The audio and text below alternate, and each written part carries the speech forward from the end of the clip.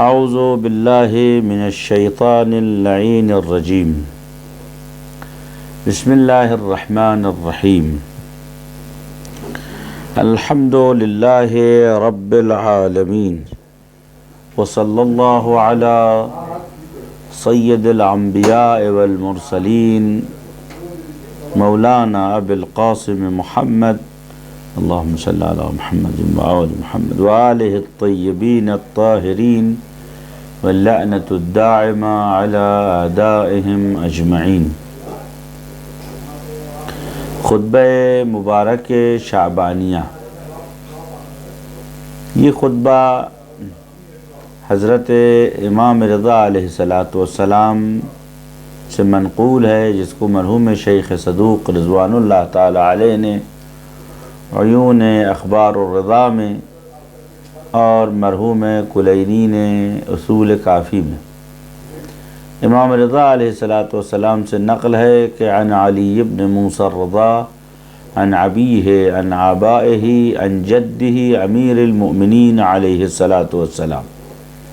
امام رضا علیہ السلام اپنے جد امجد حضرت امیر المؤمنین علی علیہ السلام سے نقل فرماتے ہیں کہ حضرت امیر المؤمنین علیہ السلام فرماتے ہیں، ماہ مبارک شعبان کا آخری جمعہ تھا، نبی مکرم اسلام حضرت محمد مصطفیٰ صلی اللہ علیہ وآلہ وسلم نے ایک پرمغز اور نہایت ہی حسین اور فصیح و بلیغ و کارآمد خطبہ دیا، اور آپ صلی اللہ علیہ وآلہ وسلم نے اس خطبے میں ماہ مبارک رمضان کی آمد کے سلسلے میں ضروری ہدایات دیں۔ متن خطبہ یہ ہے، بسم اللہ الرحمن الرحیم۔ خطبنا ذات یوم ان رسول اللہ صلی اللہ علیہ وآلہ وسلم خطبنا ذات یوم۔ حضرت امیر علیہ السلام فرماتے ہیں کہ رسول خدا صلی اللہ علیہ وآلہ وسلم نے ایک دن خطبہ دیا۔ وہ دن روایات میں آیا ہے کہ ماہ مبارک شعبان کا آخری جمعہ تھا۔ ایھا الناس انہ قد اقبل الیکم شہر اللہ بالبرکۃ والرحمۃ والمغفرہ۔ اے لوگوں، تمہاری جانب بڑھ رہا ہے اللہ کا مہینہ، برکت کے ساتھ، رحمت کے ساتھ، مغفرت کے ساتھ۔ حضور سرور کائنات نے ماہ مبارک رمضان کی آمد کو کچھ اس انداز میں یا ایھا الناس فرمایا۔ ایھا الناس اس لیے کہ ماہ مبارک رمضان کی برکتیں، ماہ مبارک رمضان کے فوائد کا تعلق کسی فرقے یا کسی قوم سے نہیں ہے، کسی زمانے اور کسی وقت خاص سے نہیں، چونکہ قرآن بھی ارشاد فرماتا ہے کہ کتب علیکم الصیام کما کتب علی الذین من قبلکم لعلکم تتقون۔ اے مسلمانوں، تم پر رمضان کا روزہ اسی طریقے سے فرض کیا گیا ہے جیسے تم سے پہلے آنے والی امتوں پر فرض کیا گیا تھا، واجب، لعلکم تتقون۔ اس لیے رمضان کا فلسفہ یہ ہے کہ انسان تقوی اختیار کرے، یعنی صحیح اور پرفیکٹ وے اور راستے کو اپنائے۔ ماہ مبارک رمضان انسان کو خوبیوں اور اچھائیوں سے نزدیک ہونے اور اچھی عادات اور اچھی صفات اور اچھا اخلاق سیکھنے میں مددگار ثابت ہوتا ہے۔ لذا فرمایا ایھا الناس، یعنی اے انسانوں، بس چونکہ ماہ مبارک رمضان کی برکت عموم ہے، سب کو شامل ہے، لہذا ایھا الناس سے خطاب کیا۔ اور اسی بھی اندازہ ہوتا ہے کہ ماہ مبارک رمضان ایک ایسی نعمت ہے کہ آج نہیں کل اس سے تمام بشریت فیض مند ہوگی۔ انہ قد اقبل الیکم شہر اللہ، تم سے قریب ہو رہا، آ رہا، اقبال یعنی سامنے سے آنا، تمہارے سامنے سے آ رہا ہے شہر اللہ۔ شہر کے معنی مہینے کو ہوتے ہیں، اللہ پروردگار عالم کے اسماء اعظم میں سے ہے۔ سب سے پہلے ایک روایت میں آیا ہے کہ یہ نہ کہیے کہ رمضان آیا اور رمضان گیا اور رمضان ختم ہو گیا، یہ گناہ ہے اور توہین ہے۔ امام جعفر صادق علیہ السلام سے منقول ہے، آپ فرماتے ہیں لا تقولوا جاء رمضان، نہ کہو رمضان آیا، کہو جاء شہر رمضان، رمضان کا مہینہ آیا، اس لیے کہ ان رمضان اسم من اسماء اللہ، رمضان اللہ کے ناموں میں سے ایک نام ہے، لہذا کیونکہ رمضان آیا رمضان گیا یعنی اللہ آیا اور اللہ گیا، یہ توہین ذات پروردگار عالم ہے۔ شہر رمضان یعنی وہ مہینہ جو مخصوص ہے اللہ سے۔ اب یہ کہ اللہ کا مہینہ کس معنی میں ہے؟ قانون یہ ہے کہ اگر کسی چیز کو خصوصیت دینی ہوتی ہے، عظمت دینی ہوتی ہے اور اس چیز کو بابرکت کرنا ہوتا ہے تو اس کو کسی بڑی شخصیت سے جوڑ دیا جاتا ہے، تو وہ شے شخصیت کی وجہ سے وہ شے بھی باعزت ہو جاتی ہے۔ مثال کے طور پر کتاب اللہ کی کتاب، ظاہر سی بات ہے کہ کلام اللہ کا ہے، آسمان سے قلب رسول خدا پہ نازل ہوا ہے اور حضور سرور کائنات نے اس کو دو دفتیوں کے درمیان تحریری صورت میں امت کے درمیان چھوڑا ہے، لیکن اس کو اللہ کی کتاب کیوں کہا جائے؟ اس کتاب کو اللہ سے نسبت اس لیے دی تاکہ اس کتاب کی اہمیت بڑھ سکے۔ بیت اللہ کا گھر، اللہ کسی گھر میں نہیں رہتا، اللہ وہو فی السماء الہ وہو فی الارض الہ، وہ زمین پہ بھی خدا ہے، آسمان میں بھی خدا ہے، زمینوں کا بھی مالک ہے، آسمانوں کا بھی مالک ہے۔ پھر اللہ کا گھر کس معنی میں ہے؟ فرمایا ان اول بیت وضع للناس ببکۃ مبارکہ ھدی للناس وبینات من الھدی، اللہ تعالیٰ نے ایک گھر کو جو سب سے پہلا گھر تھا جو روئے زمین پہ بنایا گیا، بکہ یعنی مکے کے اندر، کہ جو مبارک ہے، وہ ھدی للناس وفیہ بینات من الھدی، لوگوں کے لیے ہدایت بھی ہے اور اس میں ہدایت کی پرفیکٹ نشانیاں بھی ہیں، وہ اللہ کا گھر ہے۔ اس گھر کو باشرف بنانے کے لیے فرمایا بیت اللہ۔ اسی طریقے سے سارے مہینے اللہ کے ہیں، لیکن ماہ مبارک رمضان کو اللہ نے اپنے سے نسبت دی ہے تاکہ اس مہینے کی عظمت اور اس مہینے کی بزرگواری لوگوں تک پیش کر سکے۔ ایک بات دوسرے، قد اقبل الیکم شہر اللہ، تمہاری جانب آ رہا ہے اللہ کا مہینہ۔ یا تو یہ مجاز ہے کہ بھئی مہینہ آ گیا، مہینہ آتا نہیں، سال آ گیا۔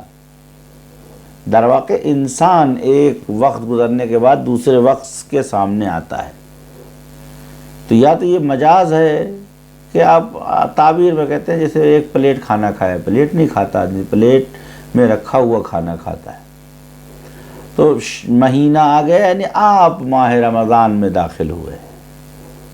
قد اقبل الیکم شہر اللہ یعنی آپ کو اللہ نے حیات دی کہ آپ اس نئے آنے والے رمضان میں وارد ہوئے ہیں، یا یہ ہے کہ اقبل، اقبال کے معنی ہوتے ہیں سامنے سے آنے کے، یہاں پر اقبال بمعنی بلندی کے ہے، عظمت کے ہے، خوش قسمتی۔ اقبل علیکم شہر اللہ، اللہ کا مہینہ تمہارے درمیان آ رہا ہے، وہ بھی تمہارے لیے سربلندی و عزت کا پیغام لا رہا ہے۔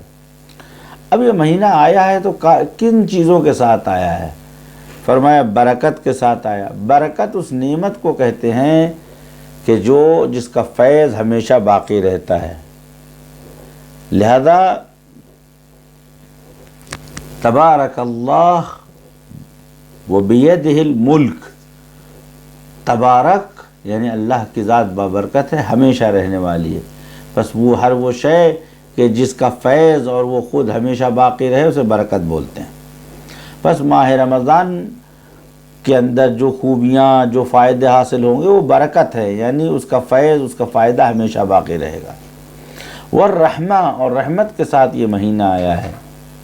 خوب تمام حالات میں رحمت پروردگار، لیکن اس مہینے میں پروردگار عالم خاص انداز میں اپنے بندوں پر رحمت نازل کرنے والا ہے۔ والمغفرہ، اور بخشش کے ساتھ، گناہوں کی آمرزش کے ساتھ۔ درواقع ماہ مبارک رمضان کے دنوں کو 3 حصوں میں تقسیم کیا گیا ہے۔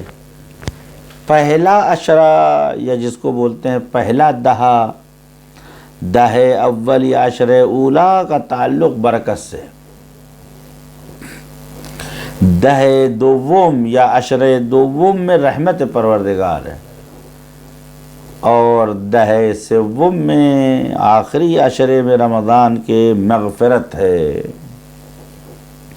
اب اس مہینے کی اہمیت بیان کرتے ہوئے حضور فرماتے ہیں شہر ہو عند اللہ افضل الشہور، ماہ مبارک رمضان ایک ایسا مہینہ ہے جو اللہ کی نظر میں تمام مہینوں سے افضل ہے۔ عند اللہ کی لفظ اس لیے استعمال کی، ممکن ہے اہل دنیا جو ہے ماہ مبارک رمضان کی اہمیت نہ پہچانے۔ اصل بہت سے لوگ ایسے ہیں کہ ماہ رمضان آتا ہے، ان کے لیے رمضان اور ماہ رمضان میں کوئی فرق نہیں، کھانا پینا ویسے ہی ہے، گناہ اور جھوٹ اور کذب اور برائیاں ویسے ہی، کوئی فرق ان کا زندگی میں نہیں آتا ہے۔ اور ایسے لوگ جب خود اپنے اندر فرق ایجاد نہیں کرنا چاہتے تو خدا بھی کوئی چینجنگ ان کے اندر نہیں لاتا۔ کہتے ہیں کہ بیدار ہونے کے لیے کم سے کم ایک پہلی کروٹ لینی پڑتی ہے۔ جب آدمی کروٹ لیتا ہے تو بیدار کرنا خدا کا کام۔ ان اللہ ما یغیر بقوم حتی ما یغیر بانفسہم، خدا کسی قوم کے اندر تغییر و چینج اس وقت تک نہیں لاتا جب تک کہ وہ خود چینج اور تغییر کرنے کے لیے آگے نہ آئیں۔ وہ مہینہ ہے جو اللہ کے نزدیک افضل ترین مہینہ ہے۔ لہذا یہاں مراد اللہ کے نزدیک یعنی خدا کی نظر میں افضل۔ وجہ کیا ہے؟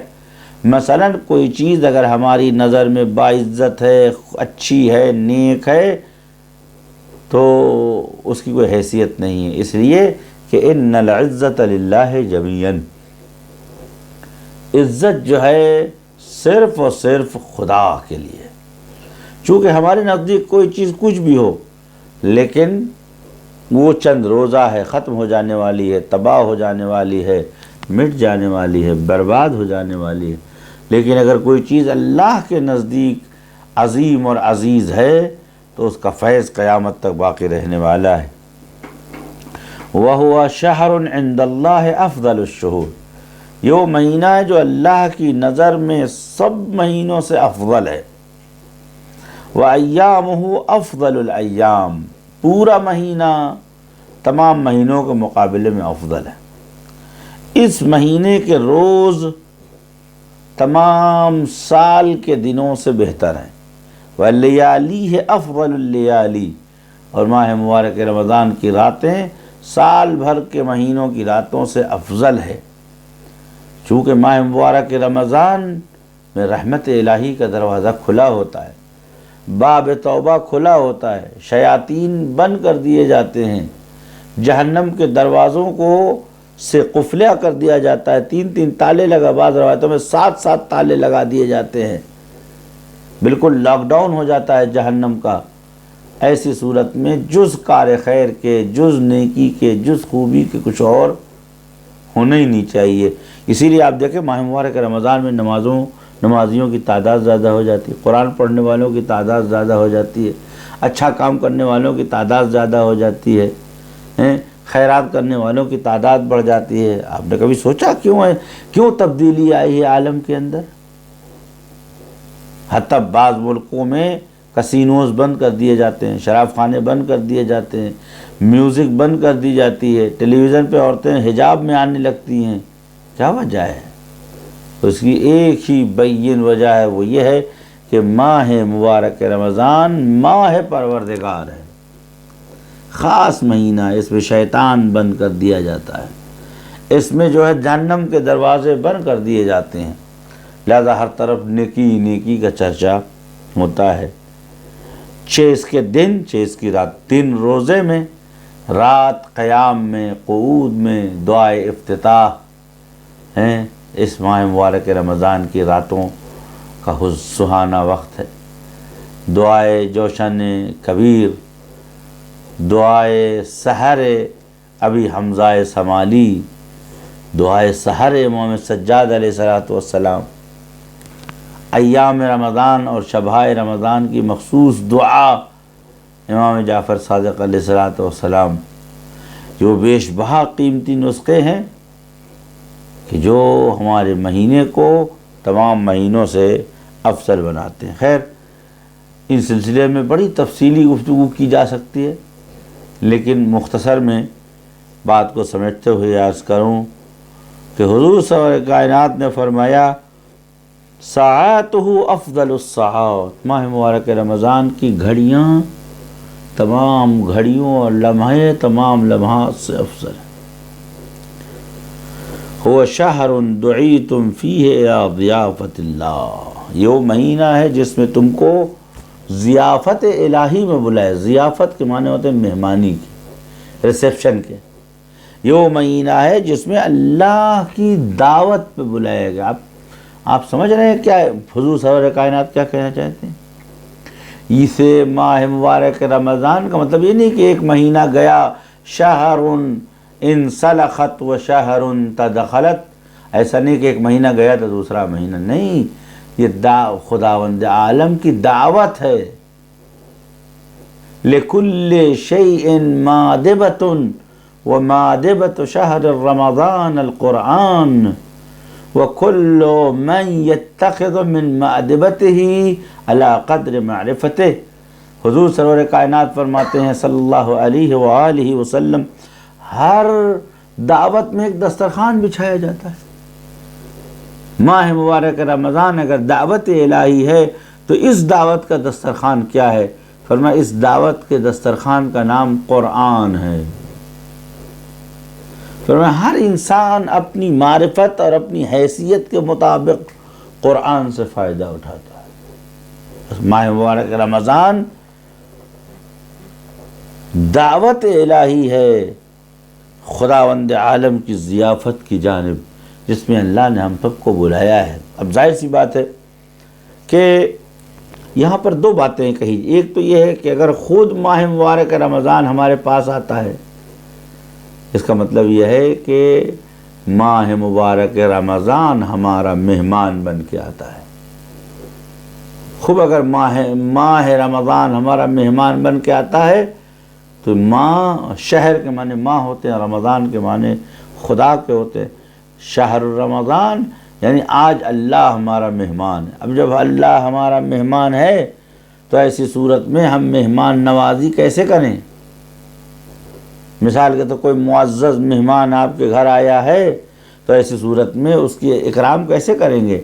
ان چیزوں سے بچیں گے جن چیزوں کو پریشانی ہو رہی ہو، ان چیزوں سے پرہیز کریں گے جس سے انسان کو، مہمان کو تکلیف ہو رہی ہو۔ وہ کام نہیں کریں گے جس سے یہ انکمفرٹیبل محسوس کرے یا ایزی فیل نہ کرے، آپ کے پاس نہ ٹھہر سکے۔ تو ہمیں دیکھنا کہ جب خدا ہمارا مہمان ہے اس مہینے میں تو ہم میزبانی کیسے کرتے ہیں، کون سی چیز اسے پسند ہے وہ انجام دیں، کون سی چیز ناپسند ہے اسے دور رہیں، اسے کیا اچھا لگتا ہے کریں، کیا برا لگتا ہے اس سے دور رہیں۔ ماہ مبارک رمضان اگر ضیافت ہے تو دو طرفہ ہے، وہ ہمارا مہمان بن کے آ رہا ہے، تو اب ہم کو اس جیسا یا اس کے ان لوگوں جیسے بن جائے جیسا اسے اچھا لگتا ہے۔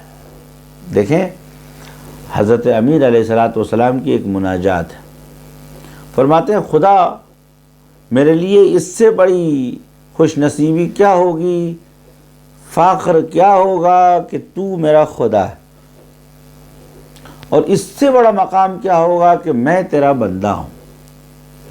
اس کے بعد حضرت اللہ فرماتے ہیں اللہم انکا، خدا جیسا میں چاہتا تھا ویسا تو ہے۔ یعنی اگر جیسا خدا مجھے چاہیے تھا، قادر، رحیم، جبار، کریم، علیم، رحمان اور رحمانیت کرنے والا، جیسا میں خدا چاہتا تھا ویسا تو ہے، فاجعلنی کما تحب، اب مجھے ویسا بنا دے کہ جیسا تو چاہتا ہے۔ ماہ مبارک رمضان خدا ہمارا مہمان ہے، اگر مہمان ہے تو اب ہمارے دسترخوان جو بچھیں اس پہ لقمہ حلال ہوں، ہمارا بستر جو ہو وہ بستر کم ہو، مصلی زیادہ ہو، ہماری گفتگو جو ہو گفتگو کم ہو، تسبیح و تحلیل زیادہ ہو، ہماری نشست و برخاست نماز زیادہ ہو، اٹھنا بیٹھنا کم ہو، ہماری گفتگو کم ہو، حکمت زیادہ ہو، ہمارے انداز زندگی میں فرق آ جائے تاکہ ہم اس قابل ہو سکیں کہ خداوند عالم ہمارا مہمان بن کے ہمارے درمیان موجود ہو، اس کا عکس اولا۔ ثانیاً دوسرا مرحلہ کہ اگر جیسا کہ روایت میں کہ دعیتم فیہ الی شہر اللہ ضیافت اللہ، تمہیں اللہ کی ضیافت میں بلایا گیا ہے۔ اب جب ضیافت میں اللہ تعالیٰ نے ہمیں آپ کو بلایا ہے تو اب کہیں اگر مہمانی میں جانا ہے تو ہمیں اس ضیافت اور ریسیپشن کے مطابق اپنے کو آمادہ کرنا پڑے گا، ویسے ہی لباس، ویسے ہی اسٹیٹس مینٹین کرنا پڑے گا، لباس اور گاڑی اور وسیلہ، ہر وہ چیز جس سے ہم اس میں آڈ نہ لگے، الگ نہ لگیں، ہم کو تہیا کرنا پڑے گا۔ اب تو ہم دست خالی ہیں پالنے والے، تو ہمیں ضیافت پہ بلا رہا ہے جہاں حضرت خلیل اللہ ہیں، جہاں موسیٰ کلیم ہیں، جہاں ابراہیم خلیل ہیں، جہاں حضرت عیسیٰ مسیح سلام اللہ علیہ اجمعین ہیں، اس مقام پر جہاں زینب بنت علی علیہ السلام ہیں۔ ماہ مبارک رمضان جس دعوت میں ہمیں بلایا جا رہا ہے وہ بزرگوں کی محفل ہے۔ پھونک دی گرمی رخسار سے محفل تو نے، ایسے عظیم لوگ موجود ہیں، ہمارا گزر وہاں کہاں ہے؟ تب ہم خدا سے کہیں گے پالنے والے تو مہمانی پہ بلا رہا ہے لیکن انتظام تو کر، جیسے حضرت زہرا سلام اللہ علیہا کو یہودیوں نے مہمانی بلایا تو اس مہمانی اور ضیافت اور ریسیپشن کے مطابق بی بی نے پروردگار سے لباس کی درخواست کی تاکہ اس میں آڈ نہ لگیں، الگ نہ لگیں، ایک پہچان نہ ہو، انگشت نما نہ ہو جائیں۔ پالنے والے ایسی ضیافت میں بلا رہا ہے جہاں ابراہیم خلیل ہے، اسماعیل ذبیح اللہ ہے، نوح صفی اللہ ہے، آدم صفی اللہ، جہاں حضرت جبرائیل علیہ السلام ہے، میکائیل علیہ السلام ہے، اسرافیل علیہ السلام ہے، دردائیل علیہ السلام ہے، مہلائیل علیہ السلام، جہاں ذاکرین ہیں، مسبحین ہیں، ساجدین ہیں، عارفین ہیں، حملۃ العرش ہیں، فرشتگان زمین و آسمان ہیں، ہمارے جیسے خاکی لوگوں کا گزر وہاں کیسے ہو؟ کیا کریں ہم؟ یا رسول اللہ آپ تو آپ بتا رہے ہیں کہ ہمیں دعوت میں بلایا، اس دعوت کا انتظام کیسے کریں؟ آواز آئے گی کہ تم نے میرے خطبے پر، جملے پہ غور نہیں کیا، میں نے پہلی ہی سطر میں فرمایا شہر اقبل الیکم بالرحمت والمغفرت، برکت والمغفرہ، یہ مہینہ 3 تحفے لے کے آ رہا ہے۔ ایک برکت، ایسی خوبیاں اور نعمتیں جو ہمیشہ فائدہ دیں گی، باقی رہیں گی۔ رحمت پروردگار، رحم کے معنی ہوتے ہیں حد سے زیادہ قربت، جس سے انسان دلی لگاؤ پیدا کر لے۔ رحم خدا کا دل تو نہیں ہوتا، یہاں پر رحمت کا مطلب ہے شفقت، محبت، لگاؤ، میلان۔ ماہ رمضان میں رحمت خاصہ نازل ہوگی اور مغفرت۔ جب یہ تینوں لباس انسان پہن لے گا تو ایسی صورت میں اس دعوت میں جانے کے قابل ہو جائے گا۔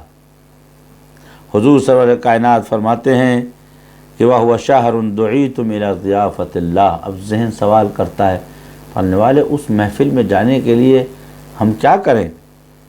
بات کا جملہ ارشاد ہوتا ہے وَجُعِلْتُمْ فِيهِ مِنْ أَهْلِ كَرَامَةٍ، گھبراؤ نہیں، اس مہینے میں اللہ نے تم کو ان لوگوں میں قرار دیا ہے جن پہ اللہ نے پہلے سے کرامت اور بزرگواری کی تھی، جیسے انبیاء ہیں، ائمہ طاہرین ہیں، شہداء ہیں، صدیقی۔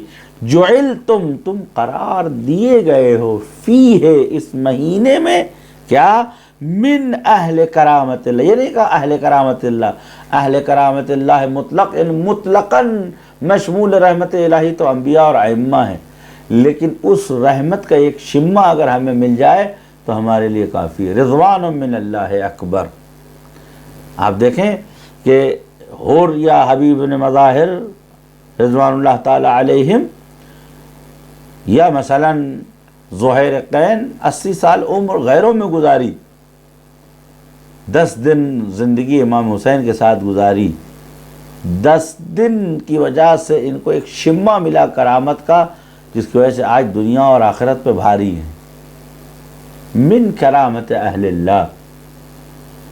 جون غلام ابی ذر رضوان اللہ تعالی علیہ، شہید کربلا، آیا آنے کے بعد کہا ابن رسول اللہ میں غلام ہوں، مجھے اپنے ساتھ شامل کر لیجیے۔ آپ نے فرمایا نہیں، غلام سے جہاد ساقط۔ اس نے کہا اگر میرے آقا اور مولا حضرت ابو ذر ہوتے اور وہ مجھے لے آتے تو آپ کیا کہتے؟ آپ نے فرمایا یقیناً ابو ذر کی بات میرے لیے قابل قدر ہے۔ امام نے اسے اپنے فوج میں قرار اجازت دے دی کہ وہ آپ کے لشکرگاہ میں ٹھہرے۔ 9 محرم کی شب، جیسے کہ سارے لوگوں نے ذکر کیا، چراغ بجھایا گیا، جلایا گیا، اس کے بعد دھیرے دھیرے اٹھ کے لوگ جانے لگے، تو حضرت جون آگے بڑھنے کے ابن رسول اللہ مجھے معلوم ہے کہ میرا رنگ کالا ہے، مجھے یہ بھی معلوم ہے کہ میرے بدن سے عجیب طرح کی بو آتی ہے، یہ نیچرل بیسس ہے۔ ابن رسول اللہ مجھے یہ بھی معلوم ہے کہ میرا خون ایسا نہیں ہے، میرا فیملی بیک گراؤنڈ ایسا نہیں ہے جہاں مجھے نام، میں ان نون پرسن ہوں، میری پرسنالٹی جو ہے وہ ڈیزیزڈ ہے، میری کوئی حیثیت نہیں ہے، لیکن میں چاہتا ہوں کہ جب اس دنیا سے اٹھوں تو میرا کم اہمیت والا خون آپ کی باارزش خون سے مل جائے، میرا وہ جسم جس سے بو آ رہی ہے وہ جسم آپ کے جسم سے مل جائے جس سے خوشبو آ رہی ہے، میرا سیاہ بدن اگر آپ کے اجزائے بدن سے کہیں تعلق پیدا کر لے تو میرے سیاہ بدن میں روشنی آ جائے۔ امام حسین نے ایک نظر اس غلام کو دیکھا کہ دنیا شہر رہ تلاش کر رہی ہے، عرب کے جوان بڑے خاندان کے بچے سکوں پہ ایمان بیچ رہے ہیں، اور یہ آزاد شدہ غلام مجھ سے کیا مانگ رہا ہے؟ فرمایا اللہم بیض وجہہ، اللہم عرف عرفہ، پالنے والے ورزقہ الشہادہ، پالنے والے اس کی بدن کو خوشبو عنایت فرما، پالنے والے اس کے جسم سیاہ کو نورانی بنا، اور خدا اسے شہادت عنایت فرما۔ جون جس کو ذرا سی عنایت ہو گئی امام حسین علیہ السلام کی طرف سے، توجہ مل گئی، جون کیا ہو گیا؟ جب 10 محرم کو سب لوگ شہید ہو گئے، آدھی رات میں فوج یزید اور دوسرے لوگوں نے دیکھا کہ ایک جگہ سے روشنی اٹھ رہی، جب اور قریب گئے تو خوشبو آنے لگی، جب قریب گئے دیکھا تو ایک سیاہ کالا نیگرو ہے، حبشی ہے، جس کے بدن سے عجیب عطر کی خوشبو اٹھ رہی ہے، خون سے اور خوشبو اٹھ رہی ہے، اور پورے بدن سے نور کی جوت پھوٹ رہی ہے۔ اب لوگ پریشان ہو گئے کہ یہ کیا ماجرا ہے؟ انہوں نے کہا کہ امام سجاد علیہ السلام سے پوچھو، وہ بتائیں گے۔ یا بعد میں پوچھا گیا، امام نے فرمایا کہ یہ جون ہے جس نے یہ دعا کی تھی کہ بدن میں خوشبو آ جائے، سیاہ بدن سفیدی اور روشنائی میں تبدیل ہو جائے، اور خون اس کا امام حسین کے خون سے مل جائے۔ یہ امام حسین کی نظر عنایت ہے کہ اس کے بدن سے خوشبو آ رہی ہے۔ آنان که با یک نگاه خاک را کیمیا کنند آیا می شود نگاهی به ما کنند؟ وہ لوگ جو آنکھ کے ایک اشارے سے مٹی کو سونے میں بدل دیتے ہیں، کیا ان کی نظر عنایت ہم پر بھی ہو سکتی؟ یقیناً نظر عنایت، یہ مہینہ انہی عنایتوں کا مہینہ ہے جو مٹی اور پتھر کو پارس میں تبدیل کرنے کے لیے آیا ہے۔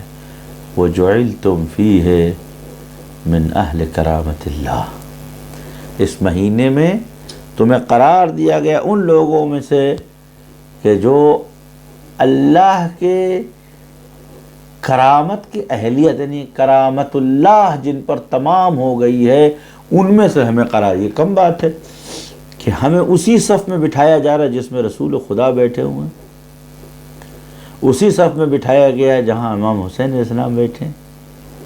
یہ ماہ مبارک رمضان کی برکت ہے۔ پھر مجلس میں آپ دیکھیں، وہ جج جو صدر کرسی بیٹھتا ہے، چیئر پرسن ہے، ہاتھ ٹیبل پہ بیٹھتا ہے، ہاتھ چیئر بیٹھتا ہے، اس کے بعد لوگ نیچے چھوٹی چھوٹی کرسیوں بیٹھتے ہیں، وہی جج مجلس میں آتا ہے تو ایک معمولی رکشے والے اور مزدور کے ساتھ بیٹھتا ہے۔ وجہ کیا ہے؟ وہ اس مجلس کی کرامت ہے کہ اس نے ہر بڑے اور چھوٹے کو ایک جگہ پہ لا کے کھڑا کر دیا۔ ماہ مبارک رمضان بھی ایسے اہل کرامت اللہ ہے۔ ہمارا کہاں گزر اس محفلوں میں؟ بکوی نیکان اگر مارا گزری ندادند، حافظ شیراز کہتے ہیں، گرد ز کوی نیک نامان مارا گزری ندادند، اگر اس گلی سے ہمیں نہیں گزارا گیا جو نیک اور اچھے لوگوں کا کوچہ ہے، گر نمی پسندی تغییر دے قضارا، اگر تجھے ہم پسند نہیں ہیں تو فیصلے میں تبدیلی کر لے اور ہمیں ان لوگوں میں قرار دے جو اہل کرامت اللہ ہیں۔ یہ نعمت مانگی بھی جاتی تو شاید نہ ملتی، لیکن ماہ مبارک رمضان میں یہ نعمت ہمیں مل رہی۔ جعلتم فیہ من اہل کرامت، اس سے زیادہ میں توضیح نہیں دے سکتا، پہلے ایک پوری بحث کرامت ہے کیا۔ خدا حضرت آدم علیہ السلام کو یاد کر کے وَلَقَدْ كَرَّمْنَا بَنِي آدم، وہ تکریم بخشی ہے، یعنی تاج رکھا ہے اس کے سر پہ، اشرف المخلوقات قرار دیا، مسجود ملائک قرار دیا۔ وَجُعِلْتُم مِّنْ أَهْلِ كَرَامَةِ اللَّهِ۔ اب اس مجلس میں، ایسی محفل میں داخل ہونے کے لیے کچھ انتظامات اللہ نے کیے ہیں، وہ یہ ہیں: انفاسکم فیہ تسبیح، فرشتوں کی صفت کیا ہے؟ وہ ہمیشہ تسبیح پڑھتے ہیں۔ فرشتوں کی کروبین و مسبحین و ذاکرین، بلند و بالا فرشتوں کا جو رکوع میں ہے وہ محو تسبیح ہے، جو سجدے میں ہے وہ محو عبادت ہے۔ ہم وما خلقت الجن، بسم اللہ الرحمن، وما خلقت الجن والانس الا لیعبدون، میں نے جنات و انسان کو جز اپنی عبادت کے لیے پیدا نہیں کیا، صرف عبادت کی۔ ہم کل عبادت کرتے ہیں 1 گھنٹے 2 گھنٹے، شاید وہ بھی مشکل 24 گھنٹہ ہمارا بیکار گزر، تو ہمارا کہاں گزر ہے فرشتوں کے ساتھ؟ ہم کہاں انبیاء اور اولیاء کی محفل کے لائق ہیں؟ اللہ نے ماہ رمضان میں ایک کرم کیا ہے، ہمیں اہل کرامت قرار دیا ہے۔ کیا کیا ہے؟ انفاسکم فیہ تسبیح، ماہ مبارک رمضان میں ہماری ہر سانس کو تسبیح مانا گیا ہے۔ سبحان اللہ، یہ 100 تسبیح فاطمہ زہرا کے برابر ہے۔ ایک ایک سانس جو آپ کے بدن سے آ رہی ہے، آپ کے پھیپھڑوں اور آپ کے لنگس میں داخل ہو رہی ہے ماہ مبارک رمضان کے روزوں میں، یہ ہماری ہر ایک سانس تسبیح کا درجہ رکھتی ہے۔ نومکم فیہ عبادہ، اس میں تمہاری نیند عبادت ہے، نیند غفلت ہے، خواب نیند موت ہے، نیند فوت ہے۔ قرآن مجید سورہ مبارک انعام میں ارشاد فرماتا ہے کہ انسان جب سوتا ہے، اذ یغشیکم النوم، جب تم سو جاتے ہو تو ہم تمہاری روح کو قبض کر لیتے ہیں، اور دوبارہ جب تم اٹھتے ہو تو اٹھتے نہیں ہو بلکہ دوبارہ زندہ ہوتے ہو۔ اسی لیے روایتوں میں ہے کہ انسان نماز صبح اس لیے رکھی گئی ہے کہ ہزاروں روحیں بدن سے نکلنے کے بعد لوٹنے کی اجازت نہیں پاتی ہیں۔ آج کا جلسہ اسی بات پہ ختم کروں، انشاءاللہ 2-3 دن کے اندر اس خطبے کو تمام کروں۔ ہزاروں کروڑوں روحیں سونے کے بعد بدن سے جب نکل جاتی ہیں تو واپس آنے کی اجازت نہیں پاتی، لیکن ہم خوش نصیب ہیں، عنایت خدا ہم میں شامل ہے کہ روح نکل کے دوبارہ ہر صبح واپس، ہر شام کو نکلتی ہے، صبح واپس آ جاتی ہے۔ تو جب ہم مر کے زندہ ہوئے ہیں تو ایک تھینکس نہیں بنتا، ایک شکریہ نہیں بنتا؟ آیا ہماری گردن پہ اتنا سا حق نہیں ہے کہ ہم اپنے پروردگار کی شکر گزار؟ نماز صبح اسی شکر گزاری کا نام ہے کہ پالنے والے نئی صبح میں نئی زندگی ہم کو مبارک اور تیرا شکریہ۔ جو دعا پڑھتے ہیں نماز صبح میں تعقیبات میں، بسم اللہ و باللہ و فی سبیل اللہ، اللہ کے نام سے اور اللہ کی راہ پر اور اللہ کے حکم سے، اس کی مدد سے چلتا ہوں، افوض امری الی اللہ، میں نے اپنا سارا کام خدا کے حوالے کر دیا ہے۔ فإنہ بصیر بالعباد، اس لیے میں نے اس کے حوالے اپنا سب کچھ کر دیا ہے، ہینڈ اوور کر دیا ہے، اس لیے کہ وہ بصیر بالعباد، وہ ماہر ہے اور اپنے بندوں کے ہر مسئلے کو بخوبی جانتا ہے۔ فوقاہ اللہ من سیئات ما مکروا لا الہ الا اللہ سبحانک انی کنت من الظالمین۔ جب کوئی خدا کو اس طریقے سے اپنے لیے قرار دیتا ہے تو خدا اس کو ان سیئات اور گناہوں اور بدیوں سے بچا لیتا ہے، جیسے حضرت یونس علیہ السلام کو شکم ماہی سے نکال کے لے گیا۔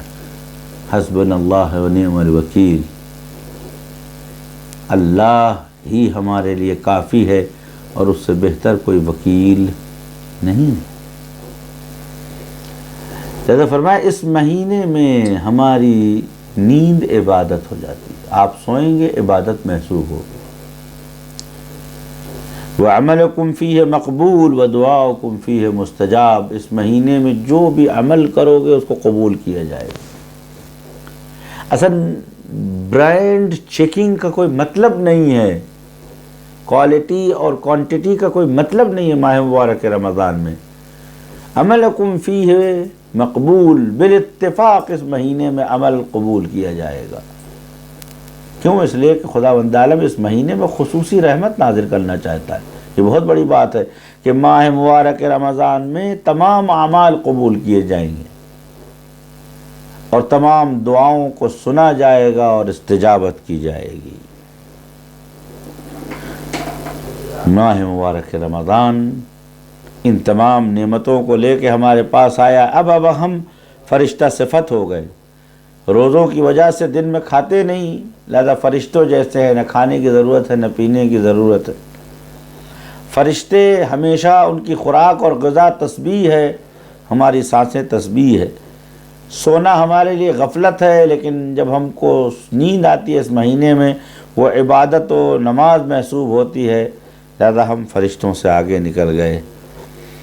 اور اس کے بعد اس مہینے میں جو بھی عمل کیا پاداش اور انعام کے طور پر قبول کیا جاتا ہے اور دعا مستجاب ہوتی ہے۔ انشاءاللہ المستعان ماہ مبارک رمضان کی تمام برکتیں خدا آپ کو ان 3 چیزوں سے نوازے، برکت سے، رحمت سے، مغفرت سے، اور ماہ رمضان کے ایام کی عبادت آپ کو نصیب ہو، راتوں کی فضیلت آپ کو نصیب ہو، اس کے لمحات اور ساعات سے فائدہ اٹھانے کی توفیق ہو آپ کو، اور اس مہینے میں آپ اللہ کے مہمان ہیں، یہ مہمانی آپ کو مبارک ہو۔ اس مہینے میں آپ سب کو خدا اہل کرامت میں قرار دے اور صف انبیاء اور اولیاء میں بیٹھنے کے قابل بنائے۔ اس سلسلے کا پروسیس یہ ہے کہ آپ کی سانس تسبیح ہوگی، آپ کی نیند عبادت ہوگی، آپ کا عمل مقبول اور آپ کی دعا مستجاب۔ اللہم صلی علی محمد و آل محمد۔ آخر دعوانا الحمد للہ رب العالمین۔ صلی علی محمد و آلہ الطیبین الطاہرین المعصومین۔ خدا حافظ، آئندہ انشاءاللہ پھر ملاقات۔